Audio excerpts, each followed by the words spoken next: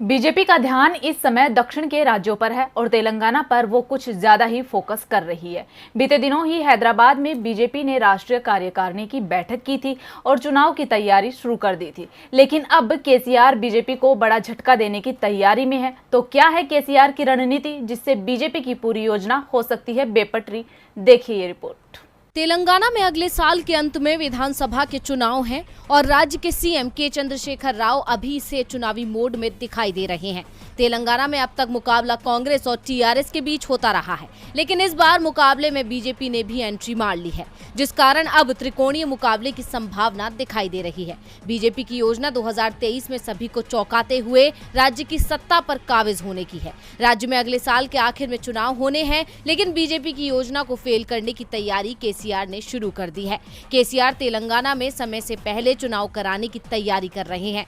वो 6 महीने पहले ही तेलंगाना विधानसभा भंग करने की सिफारिश कर सकते हैं, जिससे तेलंगाना में विधानसभा चुनाव तय समय से 6 महीने पहले हो जाएंगे। यानी कर्नाटक विधानसभा चुनाव के साथ ही तेलंगाना में विधानसभा चुनाव हो सकते हैं।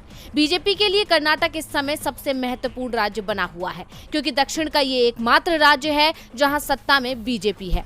ऐसे में बीजेपी का पूरा फोकस कर्नाटक पर रहेगा और वो तेलंगाना में केसीआर को मजबूत चुनौती नहीं दे पाएगी। राज्य में बीजेपी केंद्रीय मंत्री जी किशन रेड्डी और प्रदेश अध्यक्ष बंडी संजय पर निर्भर हैं और दोनों नेताओं के बीच खटपट सार्वजनिक हो चुकी है। ऐसे में बीजेपी के लिए पहले से ही मुश्किलें बढ़ी हुई हैं। साथ ही राज्य में कांग्रेस भी मजबूती से डटी हुई है। ऐसे में केसीआर विरोधी वोटों में बंटवारा भी तय माना जा रहा है। समय से पहले चुनाव कराने का केसीआर का फॉर्मूला नया नहीं है। 2018 में भी उन्होंने समय से पहले चुनाव करा लिए थे। दरअसल तेलंगाना में पिछली बार विधानसभा चुनाव 2019 के आम चुनावों के साथ होने थे, लेकिन केसीआर ने पहले ही विधानसभा भंग करने की सिफारिश कर दी, जिस कारण से चुनाव आयोग को तेलंगाना विधानसभा चुनाव मध्य प्रदेश, राजस्थान और छत्तीसगढ़ के साथ कराने पड़े। समय से पहले चुनाव कराने का केसीआर का फॉर्मूला काम कर गया और वो बड़े बहुमत के साथ सत्ता में लौट आए।